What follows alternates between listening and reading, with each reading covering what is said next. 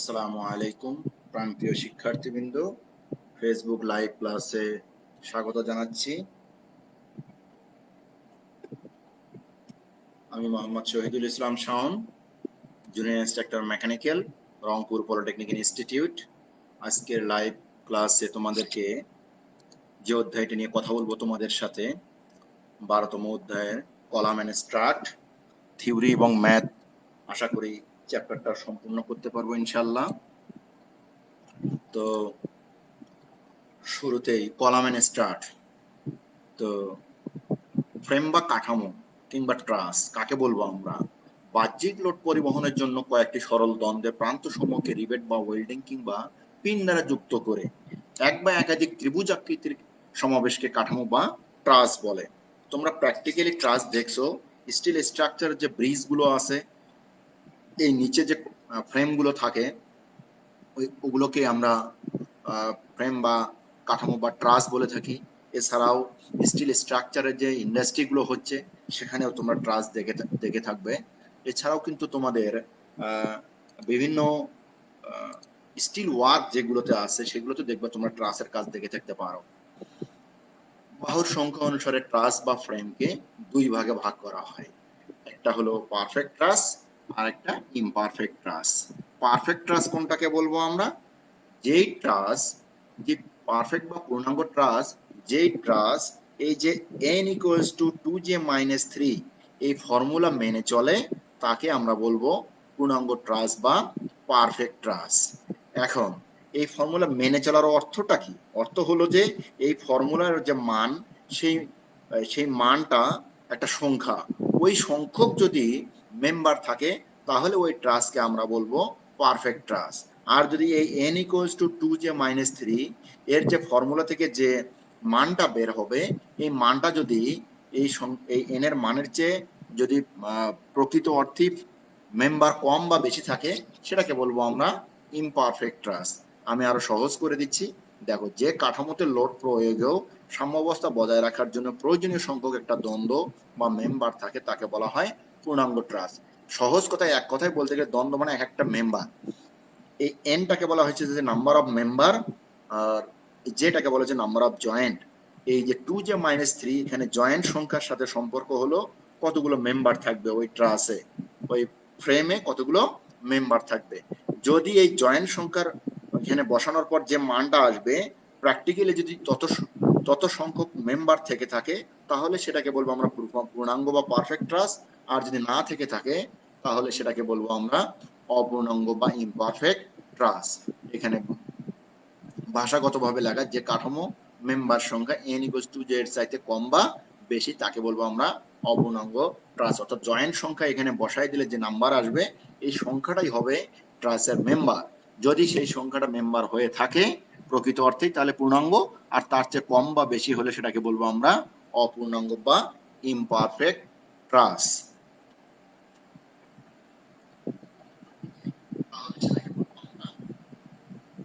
এবার দেখো টাই কি। আমরা জানি এই ফ্রেম বা ট্রাসের প্রত্যেকটা মেম্বার টানা অথবা চাপা লোড বহন করে। হয় কোনো কোনো মেম্বার টানা লোড বহন করে, কোনো কোনো মেম্বার চাপা লোড বহন করে। আমরা জানি যে বলের প্রকৃতি দুই ধরনের হয়, টানা অথবা চাপা। এই মেম্বার, এই ফ্রেমের যে সকল মেম্বার গুলো টানা লোড বহন করবে তাকে বলবো আমরা টাই। এখানে টানা লোড বহন করে বলা হয়েছে, টানা লোড বহন বলে সেটাকে বলবো আমরা টাই। আর যে সকল মেম্বার চাপা লোড বহন করে তাকে বলবো আমরা স্ট্রাট। অর্থাৎ টানা লোড বহন করলে তাকে আমরা টাই বলবো, চাপা লোড বহন করলে তাকে আমরা স্ট্রাট বলবো। এই যে থিওরি গুলো আমি তোমাদের বোঝাচ্ছি, এই থিওরি গুলো অত্যন্ত গুরুত্বপূর্ণ ফাইনাল পরীক্ষার জন্য, এবং বিভিন্ন সময় চাকরি পরীক্ষায় এগুলো প্রয়োজন হবে তোমাদের। এবার আসি স্লেন্ডারনেস রেশিও। বিজ্ঞানী স্লেন্ডার এই রেশিও আবিষ্কার করছে জন্য উনি স্লেন্ডারনেস রেশিও নাম দিছে। স্লেন্ডারনেস রেশিওটা কি? কোন কলাম সেকশনের ভার কেন্দ্র বরাবর গৃহীত সর্বনিম্ন আবর্তনের ব্যাসার্ধ, এটাকে আর বা জে দ্বারা আর অথবা কে দ্বারা প্রকাশ করা হয়। মিনিমাম রেডিয়াস অফ জাইরেশন, যাকে বাংলায় বলি আমরা সর্বনিম্ন আবর্তনের ব্যাসার্ধ, এর সাথে দৈর্ঘ্যের অনুপাতকে স্লেন্ডারনেস রেশিও বা বাকলিং ফ্যাক্টরও বলা হয়ে থাকে। তো স্লেন্ডারনেস রেশিওর ফর্মুলাটা দেখলে সহজ লাগবে। দেখো স্লেন্ডারনেসের এস, এই যে স্লেন্ডারনেসের হলো এস আর রেশিওর আর, এই স্লেন্ডারনেস রেশিওকে সংক্ষেপে আমরা বলি S R. S R slenderness ratio সমান এল বাই আর। এই L is the length of the column, কলামের দৈর্ঘ্য, R is the minimum radius of gyration, অর্থাৎ সর্বনিম্ন আবর্তনের ব্যাসার্ধ। আবর্তনের ব্যাসার্ধ সর্বনিম্ন কেন বলা হচ্ছে, এখানে সর্বোচ্চও আছে, ভেরিয়েশন হবে। যেমন আমরা যদি বলি একটা বৃত্তের ব্যাসার্ধ একটাই, কিন্তু একটা উপবৃত্তের ব্যাসার্ধ দুইটা, একটা মিনিমাম একটা ম্যাক্সিমাম, অধিবৃত্তের ব্যাসার্ধ দুইটা, সেই সমস্ত ক্ষেত্রে বলা হতেছে যে সর্বনিম্ন আবর্তনের ব্যাসার্ধ হলো এই রেডিয়াস অফ জাইরেশন। এটাকে আর অথবা কে দিয়ে প্রকাশ করা হয়। যদি আর দিয়ে প্রকাশ করা হয় তাহলে এটা এল বাই আর, এই রেশিওটাকে বলতেছি স্লেন্ডারনেস রেশিও। কে দ্বারা প্রকাশ করলে এটাকে বলবো আমরা এল বাই কে। আশা করি তোমরা এই থিওরিগুলো বুঝতে পেরেছো। এবার আসি আমরা রেডিয়াস অফ জাইরেশন অথবা আবর্তনের ব্যাসার্ধ কি। কোন সেকশনের মোমেন্ট অফ ইনার্শিয়াকে, আমরা জানি মোমেন্ট অফ ইনার্শিয়া দুই রকম ভাবে হয়, একটা এক্স অক্ষের সাপেক্ষে হয় আর একটা ওয়াই অক্ষের সাপেক্ষে হয়। কোন সেকশনের, সেটা এক্স এক্স অক্ষের হোক কিংবা ওয়াই ওয়াই অক্ষেরই হোক না কেন, কোন সেকশনের মোমেন্ট অফ ইনার্শিয়াকে এর ক্ষেত্রফল দ্বারা ভাগ করে তার বর্গমূল করলে, ভালো করে দেখো, মোমেন্ট অফ ইনার্শিয়া হলো আই, তাকে ক্ষেত্রফল দিয়ে ভাগ করলে যে রেজাল্ট পাওয়া যাবে, সেই রেজাল্টকে যদি আবার বর্গমূল করি তাহলে যে রেজাল্টটা পাওয়া যাবে সেটাকেই আমরা বলি রেডিয়াস অফ জাইরেশন বা আবর্তনের ব্যাসার্ধ। এখানে লক্ষ্য করে দেখো, এই ফর্মুলাটা তোমাদের জানা নাই হয়তোবা, কিন্তু এই ফর্মুলার ম্যাথ তোমরা করে আসছো অলরেডি ইঞ্জিনিয়ারিং মেকানিক্সে। এ কে স্কোয়ার সমান হলো আই। এখানে এ কে স্কোয়ার বলতে এটা আমি বলবো এ আর স্কোয়ার যদি বলি তাহলে কিন্তু সহজেই বুঝতে পারবা। তোমাদের মোমেন্ট অফ ইনার্শিয়ার সংজ্ঞাতে তোমাদের জানা ছিল যে কোনো ক্ষেত্রে ক্ষেত্রফল এবং কেন্দ্র হতে ওই ক্ষেত্রে সর্বোচ্চ দূরত্বের বর্গের গুণফলকে আমরা বলি মোমেন্ট অফ ইনার্শিয়া। মনে পড়ে তোমাদের? এই সেই মোমেন্ট অফ ইনার্শিয়া আই, যেটা ওই সেকশনের ক্ষেত্রফল এবং ওই আবর্তনের ব্যাসার্ধকে এখানে বলতেছে আর এর পরিবর্তে এখানে বসানো হয়েছে কে। তাহলে এ আর স্কোয়ার অথবা এ কে স্কোয়ার অথবা ক্ষেত্রফলের সাথে দূরত্বের উপরে স্কোয়ার, এই দুটো গুণ করলেই তো আমরা জানি যে এটাকে বলি আমরা মোমেন্ট অফ ইনার্শিয়া আই। এই আই আই এক্স এক্স ও হতে পারে, আই ওয়াই ওয়াই ও হতে পারে। কোনটা বসাবো সেটা বোঝাচ্ছি। এবার দেখো, এই এ যদি পাশে নিচে ভাগ করে দেই তাহলে হবে I by A, I by A, তাহলে কি থাকে বাম পাশে কে স্কোয়ার। এবার স্কোয়ার যদি ডান পাশে যদি পক্ষান্তর করি তাহলে আমরা জানি বর্গ পক্ষান্তর হলে বর্গমূল হয়ে যায়। তাহলে এখানে কে সমান রুট ওভার আই বাই এ। এই যে কথাটা এখানে বলছে যে মোমেন্ট অফ ইনার্শিয়াকে ক্ষেত্রফল দ্বারা ভাগ করলে, এই যে moment of inertia I K ওই সেকশনের ক্ষেত্রফল দ্বারা ভাগ করলে যে রেজাল্ট পাওয়া যাবে তাকে যদি বর্গমূল করা হয়, এই যে তাকে যদি বর্গমূল করা হয় যা পাওয়া যায় সেটাকে বলবো আমরা রেডিয়াস অফ জাইরেশন কে।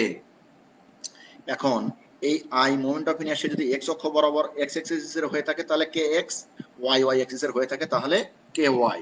তবে শর্ত আছে এখানে, আই এক্স এক্স ব্যবহার হবে না আই ওয়াই ওয়াই ব্যবহার হবে সেটা নির্ভর করবে। এর আগেও তোমরা দেখছো এখানে বলা ছিল যে সর্বনিম্ন আবর্তনের ব্যাসার্ধ, অর্থাৎ ব্যাসার্ধ যেটার কম হবে, অর্থাৎ যার মানটাই মোমেন্ট অফ ইনার্শিয়া যার মান সর্বনিম্ন হবে, এই সর্বনিম্ন মান যেটা সেই মানটাই গ্রহণযোগ্য হবে। কারণ হলো এটাকে বলাই হয়েছে যে মিনিমাম রেডিয়াস অফ জাইরেশন। এবার আসো এই চিত্রটা একটু বোঝার চেষ্টা করো। এগুলো একটা কলাম বা মেম্বার। এই মেম্বার গুলো আমরা জানি ট্রাসের দুইটা প্রান্ত, ট্রাসের মেম্বার গুলো দুইটা প্রান্ত আছে, দুইটা প্রান্তকে তো আরেকটা মেম্বারের সাথে সংযোগ দিতে হবে। তো জোড়া দেওয়ার জন্য কয়েক ভাবে দেওয়া হয়, কখনো পিন জয়েন্ট দেওয়া হয়, কখনো ওয়েল্ডিং জয়েন্ট দেওয়া হয়, কখনো কোনো কোনো প্রান্ত মুক্ত রাখা হয়। সেই ক্রাইটেরিয়া বা প্রকৃতি অনুসারে এখানে বলা হচ্ছে উভয় প্রান্ত পিন যুক্ত। এই পাশে একটা পিন, আসলে এখানে চিত্রটা পিন পরিষ্কার না, এই যে তোমরা দেখতে পাচ্ছ পিন, এই যে এখানে পিন, তাহলে উভয় প্রান্ত পিন যুক্ত হলে এখানে কে এর মান 1, অর্থাৎ বলছে এল ইকুয়ালস টু এল ই। এল ইটা কি, এই যে লোড প্রয়োগের আগে যে দৈর্ঘ্য সেটা হলো আদি দৈর্ঘ্য এল, আর লোড প্রয়োগ করার পরে যে দৈর্ঘ্য, অর্থাৎ লোড প্রয়োগ করার ফলে যে দৈর্ঘ্য পরিবর্তন হলো সেটাকে বলা হয়েছে এল ই, ইকুইভ্যালেন্ট লেন্থ। এটাকে বলি আমরা ইকুইভ্যালেন্ট লেন্থ। তো ইকুইভ্যালেন্ট লেন্থ আর আদি দৈর্ঘ্য সমান হবে যদি উভয় প্রান্ত পিন যুক্ত হয়। এবার এক প্রান্ত পিন যুক্ত এক প্রান্ত মুক্ত, এই পাশে এক প্রান্ত এক প্রান্ত মুক্ত, এক প্রান্ত আবদ্ধ, সেক্ষেত্রে এই ইকুইভ্যালেন্ট লেন্থ হবে 2l এর সমান। আবার এখানে দেখো উভয় প্রান্ত আবদ্ধ, আবদ্ধ আর পিনযুক্তের মধ্যে পার্থক্য আছে। উভয় প্রান্ত পিনযুক্ত আর উভয় প্রান্ত আবদ্ধ, এই কথার মধ্যে পার্থক্য হলো, ইংলিশে বললে এটা সহজ লাগবে, ফিক্সড ইন, ফিক্সড জয়েন্ট, অর্থাৎ দুই প্রান্তই ওয়েল্ডিং করে দেওয়া হয়েছে, মানে স্থায়ী জোড়া দেওয়া হয়েছে। তো উভয় প্রান্ত আবদ্ধ হলে ইকুইভ্যালেন্ট লেন্থ হবে আদি দৈর্ঘ্যের অর্ধেক, অর্থাৎ 0.5 into L, half into L. এক প্রান্ত আবদ্ধ আর এক প্রান্ত যদি পিনযুক্ত হয়, সেক্ষেত্রে এখানে বলা হয়েছে equivalent length L equals to 0.7 এল। এটা আসলে 1/√2, এটা মূলত হলো 1/√2। এখানে চিত্রটা দিয়ে বোঝানোর চেষ্টা করা হয়েছে। এবার তোমাদের দেখো, আমি এখানে ছক আকারে তোমাদের দেখাচ্ছি প্রান্তের অবস্থা, ক্রিপলিং লোড বা পি। এই পির ফর্মুলাই হলো, এগুলো হলো পির ফর্মুলা আর সমতুল্য দৈর্ঘ্য, এখান থেকে এই ফর্মুলাগুলো তৈরি হয়েছে, একদম সহজ। উভয় প্রান্ত পিনযুক্ত, বোথ ইন পিন, যদি উভয় প্রান্ত পিনযুক্ত হয়, সেক্ষেত্রে তোমরা দেখছো ওখানে যে ইকুইভ্যালেন্ট লেন্থ আদি দৈর্ঘ্যের সমান, যেটা ওখানে অস্পষ্ট ছিল আমি এখানে স্পষ্ট করে দিয়েছি। তাহলে ইকুইভ্যালেন্ট লেন্থ, এইটা হলো আসলে মূলত লোডের formula, pi square E I by L E square, এটাই হলো ক্রিপলিং লোডের মূলত ফর্মুলা। দেখো বরাবর একই ফর্মুলা, একই ফর্মুলা। এখন এই ইকুইভ্যালেন্ট লেন্থটা কেমন হবে সেটা নির্ভর করবে জয়েন্টের উপরে, প্রান্তের জয়েন্টের উপরে। যেহেতু এটা উভয় প্রান্ত পিনযুক্ত, ইকুইভ্যালেন্ট লেন্থ তার আদি দৈর্ঘ্যের সমান, তাহলে এল ই ইকুয়ালস যদি এল হয়, তাহলে এল এর জায়গায় যদি আমি এল এর মান এখানে যদি এল বসাই, তাহলে সূত্রটা এইটা দাঁড়ায় যে pi square E I divided by L square. তাহলে আমি ক্রিপলিং লোডের সূত্র পি সমান আমি লিখতে পারি উভয় প্রান্ত পিনযুক্ত হলে pi square E I divided by L square. এবার এক প্রান্ত আবদ্ধ, অন্য প্রান্ত মুক্ত।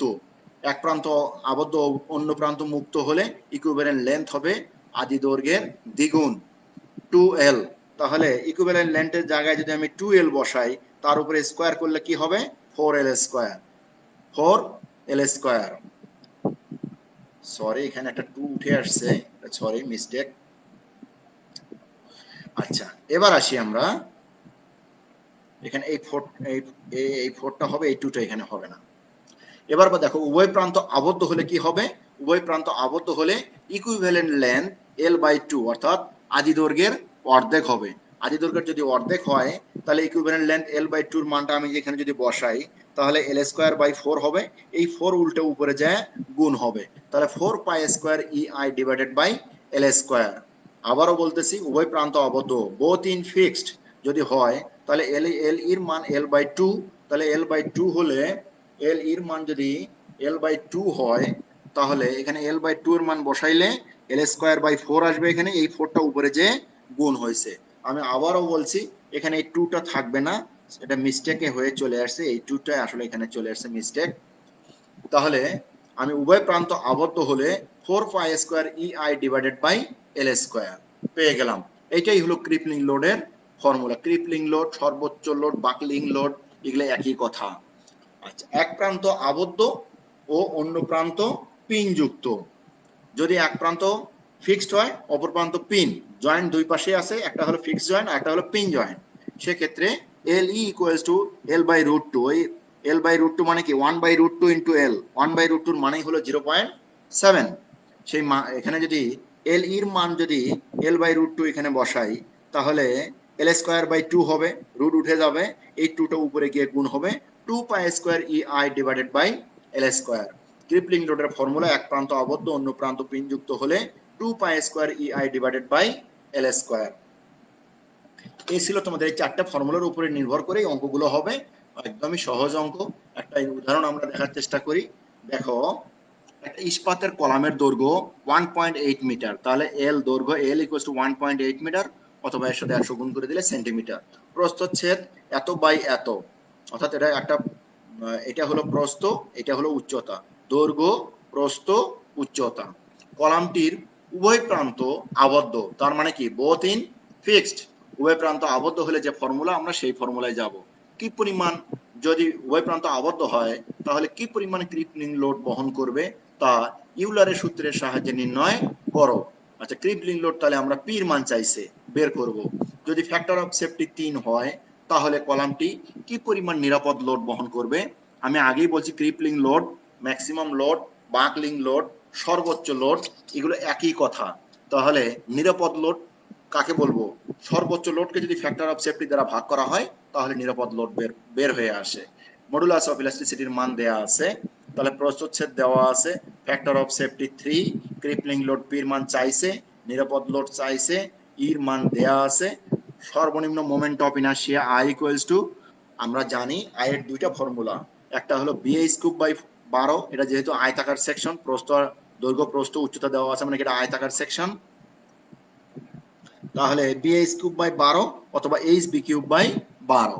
আমি আগেই বলছি যে এটা সর্বনিম্ন হতে হবে, তাহলে বিএইচ কিউব করলে যদি আমি করি তাহলে এইচ এর মান কত? বির চেয়ে এইচ এর মান বড় বেশি, 15 উপরে যদি কিউব করি তাহলে মোমেন্ট অফ ইনার্শিয়াটা বেশি হবে। আর যদি এইচ বি কিউব করি, এই যে এইচ বি কিউব করি, সেক্ষেত্রে কিন্তু মোমেন্ট অফ ইনার্শিয়ার মান কম হবে। অর্থাৎ একটা আই এক্স এক্স একটা হলো আই ওয়াই, এই মানটা হলো আই ওয়াই ওয়াই এর মান, এইচ বি কিউব বাই 12। এটা নিলাম কেন? কারণ এটাতে মোমেন্ট অফ ইনার্শিয়ার মান কম হবে, আর বিএইচ কিউব করলে মোমেন্ট অফ ইনার্শিয়ার মান বেশি হবে, যেটা আই এক্স এক্স এর মান। তাহলে আই এক্স এক্স এবং আই ওয়াই ওয়াই দুইটা মান বের করলে দেখা যাবে আই এক্স এক্স বেশি হবে, আই ওয়াই ওয়াই কম হবে। আমরা আগেই বলছি গ্রহণযোগ্য মান হবে সর্বনিম্নটা, এই জন্য এখানে শুধুমাত্র আই ওয়াই ওয়াই এর মান বের করে নেওয়া হয়েছে, যেটাকেই আমরা আই বলতেছি, আর সর্বোচ্চ মানটা আমরা এখানে লিখেই নাই। আশা করি তোমরা মোমেন্ট অফ ইনার্শিয়াটা বুঝতে পারছো। এবার উভয় প্রান্ত আবদ্ধ হলে ক্রিপলিং লোডের ফর্মুলা হলো P = pi square EI divided by 4L square. কিছুক্ষণ আগে ছকে তোমরা দেখছো pi square, E modulus of ইলাস্টিসিটির মান এখানে দেওয়া ছিল, আই এর মান আমরা বের করছি, 4 * L এর মান 180 সেন্টিমিটার ছিল, তার উপরে স্কয়ার, তাহলে ক্রিপলিং লোড বের হলো এত কেজি। আচ্ছা, ক্রিপলিং লোড বের হওয়ার পরে এবার দেখো নিরাপদ লোড। আমরা জানি আগেই বলছি যে ক্রিপলিং লোডটাই হলো সর্বোচ্চ লোড বা ম্যাক্সিমাম লোড, আলটিমেট লোড। এই নিরাপদ লোড বা ডিজাইন লোড যেটাকে আমরা বলবো, সেটা সর্বোচ্চ লোডকে ফ্যাক্টর অফ সেফটি দ্বারা ভাগ করতে হবে। তো সর্বোচ্চ load crippling load P by factor of safety FS, P এর মান এখানে বসানো হয়েছে, ফ্যাক্টর অফ সেফটি 3 দ্বারা ভাগ করা হলে যে মানটা পাওয়া যায় এই মানটাকে আমরা বলবো নিরাপদ লোড। একজন ইঞ্জিনিয়ারকে যদি ডিজাইন করতে বলা হয়, সে অবশ্যই ক্রিপলিং লোড ডিজাইন করবে না, সে ডিজাইন করবে নিরাপদ লোড বা সেফ লোড। আর একটা ম্যাথ প্রবলেম আমরা দেখার চেষ্টা করতেছি, আমি ব্যতিক্রম অঙ্কগুলোই এখানে দেখাইছি, সহজ অঙ্কগুলো তোমরা পারবে। এক প্রান্তে আবদ্ধ এবং অন্য প্রান্ত পিন যুক্ত, তাহলে বলে দিল যে ক্রাইটেরিয়াটা কি, এক প্রান্ত আবদ্ধ এবং অন্য প্রান্ত পিন যুক্ত। তাহলে এক প্রান্ত আবদ্ধ অন্য প্রান্ত পিন যুক্ত একটা কলামের সমানুপাত সীমা 40 কেজি পার সেন্টিমিটার স্কয়ার। তার মানে কি, এই সমানুপাত সীমা 40 কেজি পার সেন্টিমিটার স্কয়ার মানে কি বুঝতে পারছো? অর্থাৎ এটা হলো সমানুপাতিক সীমা পর্যন্ত পীড়ন। স্ট্রেসের মান স্ট্রেস স্ট্রেন ডায়াগ্রামে তোমরা দেখে আসছো যে ওখানে সমানুপাত সীমা ছিল, যে elastic range plastic range, elastic রেঞ্জের যে সর্বোচ্চ মান সেটাকে আমরা বলি এই সমানুপাত সীমা 40 কেজি পার সেন্টিমিটার স্কয়ার। এটা হলো স্ট্রেস এস হলে স্লেন্ডারনেস রেশিও নির্ণয় করো, মডুলাস অফ ইলাস্টিসিটি দেওয়া আছে। আচ্ছা, এস তো আমার ফর্মুলার মধ্যে নাই, এক প্রান্ত আবদ্ধ অন্য প্রান্ত মুক্ত হলে ফর্মুলা হলো crippling load P = pi square EI by 4L square. আচ্ছা, এবার দেখো যেহেতু আমার অঙ্কে চাইছে স্লেন্ডারনেস রেশিও, স্লেন্ডারনেস রেশিওটা কি, L বাই কে, এটাকে আমরা স্লেন্ডারনেস রেশিও বলে থাকি। তাহলে L বাই কে কে যদি আমি আলাদা করতে চাই, এই ফর্মুলার মধ্যে L বাই কে আছে, শুধুমাত্র L আছে, কে নাই। কে কার মধ্যে আছে? তোমাদের নিশ্চয়ই মনে আছে যে রেডিয়াস অফ জাইরেশন যখন আমরা বের করি তখন কে এর মানটা তার মধ্যে ছিল I = AK স্কয়ার সেখানে ছিল। তাহলে moment of inertia I = AK square. এবার লক্ষ্য করে দেখো এই যে এটা যদি আমি বাম প্রান্তে এসে পার পক্ষান্তর করি তাহলে পি বাই এ, এই যে সেই পি বাই এ, আর লক্ষ্য করে দেখো এ তো এই বাম পাশে চলে গেল, এখানে কে স্কয়ার থাকে, এই কে স্কয়ারটাকে যদি আমি নিচে নামায় দেই তাহলে এল স্কয়ার বাই কে স্কয়ার হয়। কি হয়? এল স্কয়ার বাই কে স্কয়ার হয়। সরি, এখানে 4টা মিস্টেক হয়ে গেছে, এখানে 4টা আসবে, আসলে এখানে কাটাকাটি হয়ে এরকম হয়েছে। তাহলে মানগুলো বসাও, মডুলাস অফ ইলাস্টিসিটির মান 2 into 10 to the power 6, 2 into 10 to the power 6। এরপরে দেখো এই যে p বাই a এটাকে আমরা কি বলতেছি, p বাই এটাকে আমরা কি বলতেছি, p বাই a কে আমরা বলতেছি এটাই হলো সমানুপাত সীমা বা পীড়ন, এটাই হলো সেই পীড়ন। পীড়ন পীড়নের মান কত, 40। এই মানটা এখানে বসানো হয়নি, লক্ষ্য করো এই পক্ষান্তর করে l বাই কে স্কয়ারকে বাম প্রান্তে আনা হয়েছে, p বাই a কে নিচে নিয়ে যাওয়া হয়েছে, p বাই এর মান 40 এখানে বসানো হয়েছে। তাহলে এখানে যদি 40 বসানো হয় তাহলে l বাই কে স্কয়ারের মান এটা। এবার দেখো এই যদি রুট l বাই কে কে যদি স্কয়ারটাকে বাম প্রান্তে ডান প্রান্তে পক্ষান্তর করা হয় তাহলে এটা রুট হবে, রুট হলে l বাই কে এর মান আসবে যেটা এইটা। এই l বাই কে কে আমরাই বলতেছি হলো স্লেন্ডারনেস রেশিও, স্লেন্ডারনেস রেশিও। তাহলে slenderness ratio K by l by K সমান 993 পয়েন্ট এত। আর আমরা জানি কোন রেশিও মানে হলো অনুপাত, আর অনুপাতের কখনো একক হয় না। তোমরা নিশ্চয়ই জানো যে কোনো অনুপাতেরই ফ্যাক্টরের কখনো একক হয় না। এই পর্যায়ে প্রশ্ন উত্তর আমি দেখার চেষ্টা করতেছি।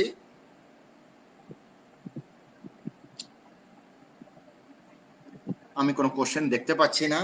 তোমাদের তোমাদের বাড়ির কাজে যেগুলো বিভিন্ন সালে আসছে সেই ম্যাথগুলো সমাধান করবা। আর তাত্ত্বিক অংশ এই অধ্যায়ের ছোট ছোট তাত্ত্বিক অংশগুলো অত্যন্ত গুরুত্বপূর্ণ, এগুলো বিভিন্ন সময় পরীক্ষায় আসে। তো আশা করি তোমরা তাত্ত্বিক অংশগুলো পড়বে। তো আগামী ক্লাসে তোমাদের জন্য প্রপার্টিস অফ ম্যাটেরিয়াল বা পদার্থের গুণাগুণ এগুলো তাত্ত্বিক আলোচনা থাকবে ইনশাল্লাহ। তোমরা এই লেকচারটি যদি পুনরায় দেখতে চাও তাহলে জাতীয় দক্ষতা বাতায়ন skills.gov.bd ভিজিট করতে পারো। সে পর্যন্ত ভালো থেকো, সুস্থ থেকো। আল্লাহ হাফেজ। আসসালামু আলাইকুম ওয়া রাহমাতুল্লাহ ওয়া বারাকাতুহু।